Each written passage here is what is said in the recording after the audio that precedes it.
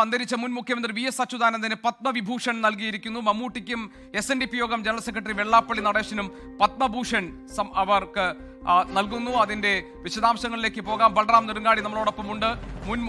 അന്തരിച്ച മുൻ മുഖ്യമന്ത്രി CPM-ന്റെ മുതിർന്ന നേതാവായിരുന്ന വി എസ് അച്യുതാനന്ദന് പത്മവിഭൂഷൺ, മമ്മൂട്ടിക്കും SNDP യോഗം ജനറൽ സെക്രട്ടറി വെള്ളാപ്പള്ളി നടേശനും പത്മഭൂഷൺ എന്ന വിവരം വരുന്നു. ബൽറാം നെടുങ്ങാടി ഞങ്ങളുടെ പ്രതിനിധിയുടെ വിവരങ്ങളുമായി. ബൽറാം, VS-ന് പത്മവിഭൂഷൺ മരണാനന്തരം, അതോടൊപ്പം തന്നെ മമ്മൂട്ടിക്കും SNDP യോഗം ജനറൽ സെക്രട്ടറി വെള്ളാപ്പള്ളി നടേശനും പത്മഭൂഷൺ, എന്തൊക്കെയാണ് വിവരങ്ങൾ? GK റിപ്പബ്ലിക് ദിനത്തോടനുബന്ധിച്ച് രാജ്യത്തെ പരമോന്നത സിവിലിയൻ പുരസ്കാരമായ പത്മ പുരസ്കാരങ്ങൾ പ്രഖ്യാപിച്ചിരിക്കുകയാണ്. ഇത്തവണ പരമോന്നത സിവിലിയൻ പുരസ്കാരമായ പത്മവിഭൂഷൺ പുരസ്കാരത്തിന് കേരളത്തിൽ നിന്നും 3 പേർ അർഹരായിരിക്കുന്നു എന്നുള്ളതാണ് ഏറ്റവും ശ്രദ്ധേയം.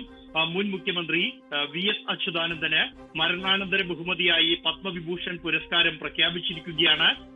അദ്ദേഹത്തിന് പബ്ലിക് അഫയേഴ്സ് വിഭാഗത്തിൽ രാഷ്ട്രീയ പ്രവർത്തകൻ എന്ന നിലയിലാണ് അദ്ദേഹത്തിന് പത്മ വിഭൂഷൺ പുരസ്കാരം പ്രഖ്യാപിച്ചിരിക്കുന്നത്. അതോടൊപ്പം തന്നെ P നാരായണൻ സാഹിത്യ ഒപ്പം തന്നെ വിദ്യാഭ്യാസം എന്നീ മേഖലകളിലായി P നാരായണനെയും പത്മ വിഭൂഷൺ പുരസ്കാരത്തിനായി തെരഞ്ഞെടുത്തിരിക്കുന്നു. ഇതോടൊപ്പമാണ് KT തോമസിനും പത്മവിഭൂഷൺ പുരസ്കാരം പ്രഖ്യാപിച്ചിരിക്കുന്നു.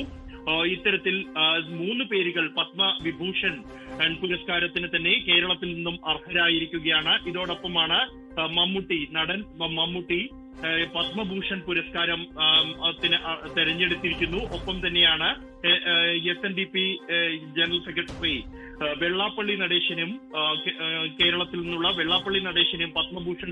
ലോകത്തെവിടെയായാലും ഏത് സമയത്തും 24 വാർത്തകളും ഓഗ്മെന്റഡ് റിയാലിറ്റി പാക്കേജുകളും എക്സ്പ്ലെയിനറുകളും വിശദമായി കാണാൻ ഞങ്ങളുടെ YouTube ചാനൽ നിങ്ങൾക്ക് സബ്സ്ക്രൈബ് ചെയ്യാം.